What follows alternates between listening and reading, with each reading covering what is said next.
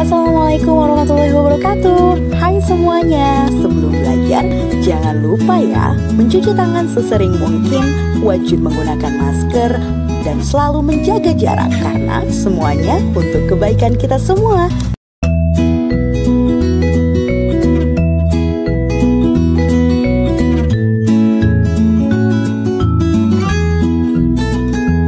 Assalamualaikum warahmatullahi wabarakatuh. Ketemu lagi sama Ibu di sini.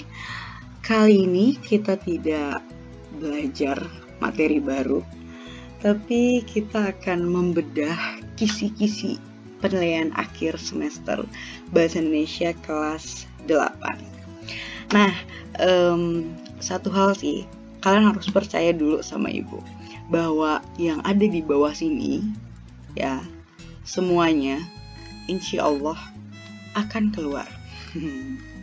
Tapi kalian tebak sendiri ya, ini kira-kira ada di nomor berapa, ini ada di nomor berapa, ini ada di nomor berapa. Ya, di sini masih tanda tanya semuanya untuk nomor soalnya. Jadi nanti ini tugas kalian. Silahkan kalian pelajari yang ada di bagian keterangan. Nanti kita bahas juga. Kalian pelajari saja semuanya yang ada di bagian keterangan ini ya. Dari mulai unsur teks berita sampai dengan ke bawah ini tentang menentukan pola penyajian media cetak baris. Ya, semuanya insya Allah akan keluar. Percaya sama Ibu. Kita bahas satu-satu ya. Oke, yang pertama akan keluar itu tentang unsur teks berita. Ada yang masih ingat unsur teks berita? Yaitu adalah adik Simba. Apa, di mana, kapan, siapa, M-nya mengapa. Ya, adik Simba ingat ya. Unsur dalam teks berita. Insya Allah itu pun akan keluar atau pasti akan keluar. Nah, selanjutnya yang keluar lagi adalah tentang topik sebuah berita. Topik dalam sebuah berita itu kan ada banyak ya. Apakah topik tentang kesehatan atau otomotif atau politik atau tentang pendidikan atau tentang entertainment, ada banyak sekali. Nanti ada sebuah berita, gambar. Nanti kalian baca sedikit dan kalian insya Allah akan langsung bisa menentukan. Ini termasuk ke berita apa nih? Berita tentang kesehatan atau berita tentang otomotif atau berita tentang olahraga ya. Kurang lebih seperti itu. Kita lanjutkan ke yang selanjutnya, yaitu tentang ciri dari kapan dalam teks berita. Kira-kira kalau misalnya di dalam teks berita, untuk menentukan kapan tuh ciri-cirinya apa sih? Harus ada tanggal, jam, bulan, tahun. Pokoknya kalau misalnya ada keterangan tanggal, bulan, tahun, jam, itu pasti jawaban dari kapan dalam sebuah teks berita. Gitu ya. Selanjutnya, yang keluar lagi adalah tentang slogan untuk pelajar. Jadi kalau slogan itu kan sebuah kata-kata saja kan. Nah, kata-kata motivasi yang baik untuk pelajar tuh kira-kira apa sih? Nanti kalian tentukan di situ ya. Bisa pilih A, B, C, D-nya. Selanjutnya ada ciri dari iklan. Ayo, masih ingat nggak? Kira-kira apa sih ciri dari iklan? Harus ada apanya nih? Ya, ciri dari iklan. Harus ada gambarnya kah? Harus ada tulisannya kah? Harus ada videonya nggak? Ada suaranya nggak? Dilihat lagi ya buku catatannya. Kalau yang di buku catatannya kurang lengkap, silahkan langsung ke video materinya. Bisa buka lagi YouTube Ibu, cari di playlist materi kelas 8, di situ lengkap sekali gitu ya. Oh ya, sebelum Ibu lanjutkan ke bagian bawah dan selanjutnya, ketika Ibu membahas ini, kalian menonton video materi ini, ada baiknya kalian sambil mencatat. Jadi apa yang Ibu jelaskan kalian catat di note gitu ya, di tulisan kecil, di buku kecil gitu. Biar nanti itu jadi pegangan untuk kalian belajar. Jadi kita belajar bareng nih. Jadi ya, kita belajar bareng untuk ujian besok gitu ya. Kita lanjutkan untuk selanjutnya yang akan keluar, yaitu tentang kapan juga ya. Soalnya hampir sama dengan yang ini. Intinya adalah tentang kapan. Dimana untuk menentukan sebuah kapan itu, kamu harus tahu dulu di dalam sebuah berita. Kalau ada jamnya, tanggal, tahun, bulan, itu pasti sudah bisa dipastikan itu adalah kapan dalam sebuah berita. Ya, atau itu adalah unsur kapan dalam sebuah berita. Mohon maaf Ibu kebawahin lagi. Nah, selanjutnya yang akan keluar lagi itu adalah tentang topik pada sebuah berita. Sama ya, topik sebuah berita itu pasti akan keluar ya. Selain topik dalam sebuah berita, ada juga pengertian dari narasumber. Apa sih kira-kira narasumber? Ayo, ada yang masih ingat nggak? Apa sih narasumber? Kalau yang lupa, dibuka lagi buku catatannya atau ditonton lagi video materinya ya. Selanjutnya ada menentukan sarana komunikasi. Sarana komunikasi itu kan ada banyak ya. Apa saja kira-kira sarana komunikasi? Ada 3. Apa aja coba? Iklan, poster, slogan. Nanti ada sebuah foto atau sebuah gambar. Kalian nanti diminta untuk menentukan. Gambar ini termasuknya kemana nih? Termasuk ke iklan, ke poster, atau ke slogan. Gitu ya. Ya, kurang lebih gitu deh ya. Selanjutnya yang akan keluar lagi adalah struktur dari teks berita. Apa sih struktur dari teks berita? Kalau unsurnya kan adik Simba. Kalau struktur dari teks berita itu apa? Kepala, tubuh, ekor. Bukan kepala, pundak, lutut, kaki ya. Hati-hati menjawabnya. Selanjutnya ada isi dari media cetak atau iklan kolom. Nanti kalian lihat di situ. Kalian diminta untuk menentukan mana yang termasuk ke dalam iklan kolom, mana yang termasuk dalam iklan baris. Ya. Dipelajari lagi isi dari media cetak atau isi dari sebuah iklan kolom ataupun iklan baris gitu ya. Dipelajari lagi. Selanjutnya ada gagasan pada teks eksposisi yang baru kita pelajari nih. Jadi di teks eksposisi itu kan syaratnya harus ada 2, ada fakta dan juga ada gagasan. Nanti ada sebuah penggalan atau cuplikan paragraf, penggalan paragraf dalam sebuah teks eksposisi. Nanti kalian diminta lihat, mana sih bagian gagasannya, mana sih bagian faktanya, gitu ya. Jadi kalian harus bisa membedakan di mana gagasan itu adalah sebuah pendapat atau opini seseorang atau pendapat seseorang, sedangkan kalau fakta adalah hal yang benar-benar nyata adanya ya. Selanjutnya yang akan keluar lagi adalah menentukan pola penyajian media cetak baris. Tadi sudah Ibu bahas ya, di mana media cetak itu ada 2, kolom dan baris. Pelajarin lagi kolom yang kayak gimana dan baris yang kayak gimana. Iklan kolom yang kayak gimana, iklan baris yang kayak gimana, gitu ya. Kita lanjutkan ke selanjutnya yaitu tentang apa.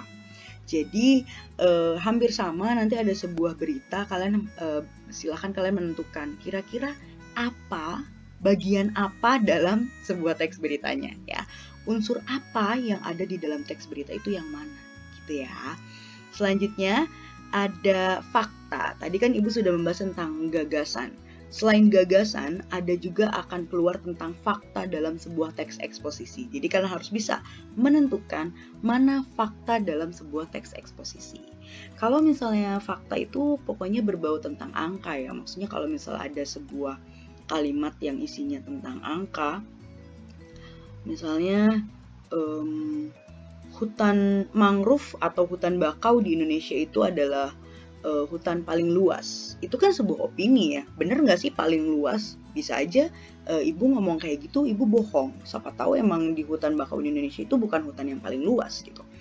Nah, tapi kalau misalnya kalimatnya seperti ini, hutan bakau di Indonesia adalah hutan yang paling luas di dunia, di mana hutan bakau di Indonesia memiliki 4,3 juta hektar. Nah, ada angkanya 4,3 juta hektar, berarti itu menyebutkan sebuah fakta. Berarti ada faktanya, berarti benar kalimat itu termasuk ke dalam fakta.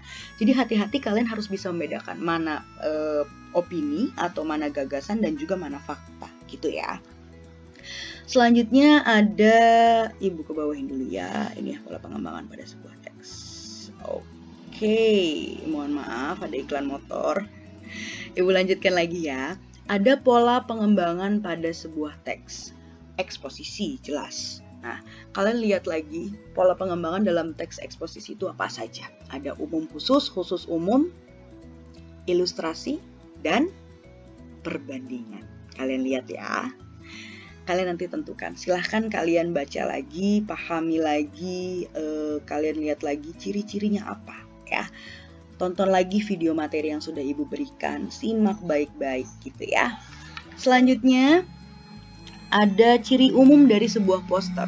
Nah, sarana komunikasi itu kan ada 3, ada iklan, ada poster, dan juga ada slogan. Apa ciri dari iklan? Apa ciri dari poster?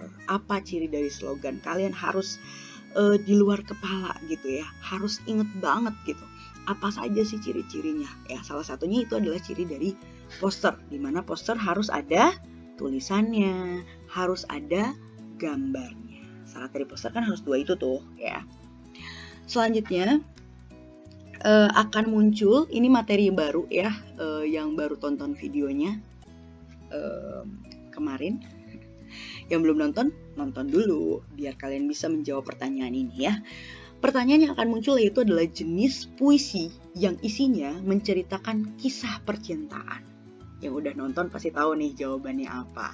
Kira-kira termasuk ke jenis puisi apa nih yang isinya menceritakan kisah percintaan seseorang.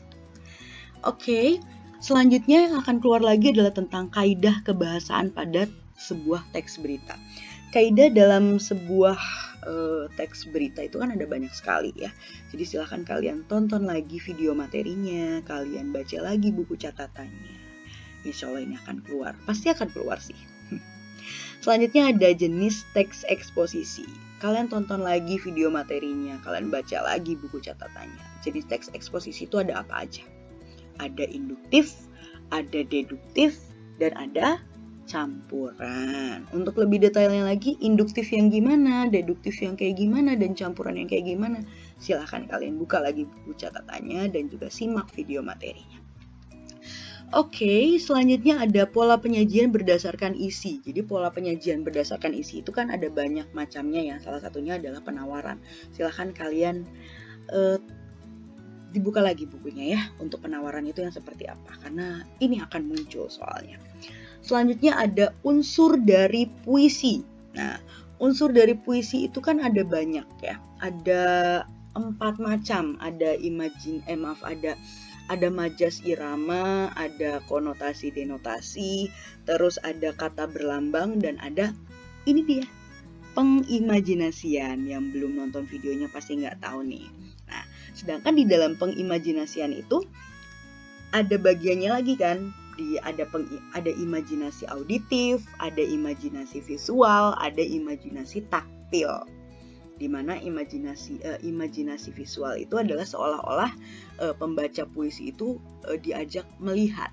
Sedangkan kalau imajinasi auditif, pembaca itu dibawa seolah-olah mendengar. Nah, sedangkan kalau imajinasi taktil, pembaca dibawa seolah-olah merasakan gitu ya, atau adanya sentuhan gitu ya. Seperti ada kalimatnya kayak gini misalnya di dalam puisi. Angin sepoi menghembus ke kulitku. Berarti kan seolah-olah merasakan si angin itu menghembus di kulitnya gitu ya. Selanjutnya ada unsur pembentuk dari iklan, slogan, dan juga poster. Dibaca lagi. Apa sih unsur pembentuk dari sebuah iklan, slogan, dan juga poster? Ibu sudah berikan itu ya. Oke. Selanjutnya ada unsur puisi lagi, pengimajinasian. Jadi bisa aja di sini soal tentang imajinasi auditif, bisa aja di sini soal imajinasi taktil.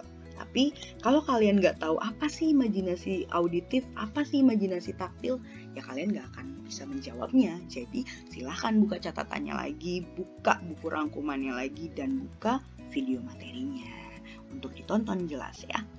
Selanjutnya ada jenis dari teks eksposisi. Di atas ada soal tentang jenis teks eksposisi juga ya. Nah, di sini pun akan muncul lagi nih jenis teks eksposisi. Karena jenis teks eksposisi itu ada 3. Jadi kemungkinan besar nanti sepertinya kalian akan diberikan sebuah penggalan paragraf dan kalian harus menentukan. Paragraf ini termasuk ke dalam jenis teks eksposisi yang mana nih? Apakah deduktif, apakah induktif, ataukah campuran gitu ya. Selanjutnya, pola penyajian berdasarkan isi dalam sarana komunikasi. Sarana komunikasi kan iklan, poster, dan slogan. Capek nih Ibu ngulang-ngulang terus, semoga kalian paham ya. Jadi ada pola penyajian berdasarkan isinya. Nah, kalau pola penyajian berdasarkan isi, kira-kira apa aja di dalam iklan, slogan, dan juga poster gitu ya. Selanjutnya ada Jenis puisi sindiran. Nah, kalau misalnya kalian yang sudah menonton video materinya pasti udah tahu nih, kalau puisi sindiran tuh apa aja sih gitu ya. Ibu nggak akan ngasih tahu, silahkan kalian tonton videonya biar kalian lebih paham lagi jenis puisi sindiran tuh yang kayak gimana, apa saja gitu ya. Nah, selanjutnya ada konotasi dan juga ada denotasi. Nah, untuk konotasi itu adalah menggambarkan sebuah benda dengan kata yang tidak sebenarnya atau menggunakan makna yang tidak sebenarnya, itu adalah konotasi. Sedangkan denotasi adalah kata yang sebenarnya, di mana sebuah meja ya meja, tapi kalau di dalam konotasi meja itu bisa saja bukan bentuk meja, tapi divisualkan misalnya meja itu adalah sebuah orang yang kuat misalnya. Kan itu sebuah puisi ya. Puisi itu kan ya mengimajinasi, isinya adalah banyak isinya tentang majas atau perumpamaan gitu ya. Selanjutnya ada bahasa yang digunakan dalam iklan, poster, dan juga slogan. Sebelumnya Ibu tarik ke bawah dulu. Sebentar. Sampai sini ya. Bahasa yang digunakan dalam iklan, poster, dan juga slogan. Kira-kira kalian tahu apa kaidah kebahasaan dalam iklan, poster, dan juga slogan? Bahasa yang jelas digunakan dalam iklan, poster, dan juga slogan adalah bahasa-bahasa yang mengajak. Bahasa-bahasa yang persuasif. Dimana ketika kalian menyodorkan sebuah barang gitu, kalian mempromosikan sebuah barang itu harus terjual. Gimana caranya barang itu bisa terjual? Ya dengan kata-kata persuasif, kata-kata yang mengajak gitu ya. Bagaimana mengajaknya? Dengan menginformasikan keunggulan dari barang yang kalian jual gitu ya. Selanjutnya ada struktur dari teks eksposisi. Nah, coba diingat lagi, apa saja sih kira-kira struktur dari teks eksposisi? Ya, di mana ada tesis, ada argumen, Selanjutnya ada apa yo? Dilihat lagi ya catatannya dan ditonton lagi video materinya kalau misalnya masih ada yang belum menonton video materinya. Selanjutnya akan muncul lagi tentang jenis teks eksposisi. Berapa kali nih Ibu bilang jenis teks eksposisi? Berarti kalian harus benar-benar pahami nih jenis teks eksposisi itu apa saja contohnya. Kalian harus benar-benar pahamin perbedaan dari jenis-jenis teks eksposisi. Karena jenis teks eksposisi itu kan ada 3. Kalian harus pahamin perbagiannya ya. Karena ini akan muncul lumayan banyak. Nah, selanjutnya ada makna sebuah slogan. Nanti kalian akan diberikan sebuah slogan dan kalian akan diminta untuk melihat kira-kira ini maknanya apa ya yang ada dalam slogan ini, gitu ya. Selanjutnya yang akan keluar yaitu adalah kaidah kebahasaan dalam iklan, slogan, dan juga poster. Kalian nanti akan diperlihatkan sebuah iklan, slogan, dan juga poster. Kalian akan diminta untuk menentukan apa kaidah kebahasaannya, gitu ya. Selanjutnya ada isi sebuah iklan. Ini pun sama, nanti kalian akan dipertontonkan sebuah iklan dan kalian akan diminta untuk menentukan apa isi dari sebuah iklannya ya. Selanjutnya ada isi dari media cetak, iklan kolom ya. Nanti ada iklan kolom, nanti kalian diminta untuk menentukan ini isinya tentang apa gitu ya. Oke, selanjutnya yaitu fakta dalam sebuah iklan. Nanti akan ada iklan juga dan kalian akan diminta untuk menentukan faktanya mana nih? Hal yang benar dari iklan tersebut tuh apa? Ya. Selanjutnya ada jenis puisi lagi nih. Jenis puisi yang isinya itu sajak yang dinyanyikan. Kira-kira termasuknya jenis puisi yang apa nih? Yang udah nonton pasti sudah tahu jawabannya ya. Selanjutnya ada jenis teks eksposisi berdasarkan penggalan paragraf. Jadi nanti ada paragraf. Ada penggalan paragraf, nanti kalian diminta untuk menentukan termasuk ke dalam mana nih jenis teks eksposisi yang mana gitu ya. Dan terakhir ada menentukan pola penyajian dari media cetak baris. Jadi ada iklan baris, nanti kalian diminta untuk menentukan mana yang termasuk ke dalam iklan baris. Jadi dipelajarin lagi untuk iklan barisnya gitu ya. Sudah selesai. Ini sudah lengkap 40 soal, cuma nomornya acak. Jadi kalian silahkan pelajari baik-baik tadi yang sudah Ibu paparkan. Kalau masih ada yang belum paham, silahkan boleh tanya ke Ibu, bisa chat personal ke Ibu di WhatsApp. Kurang lebih seperti itu. Terima kasih. Wassalamualaikum warahmatullahi wabarakatuh.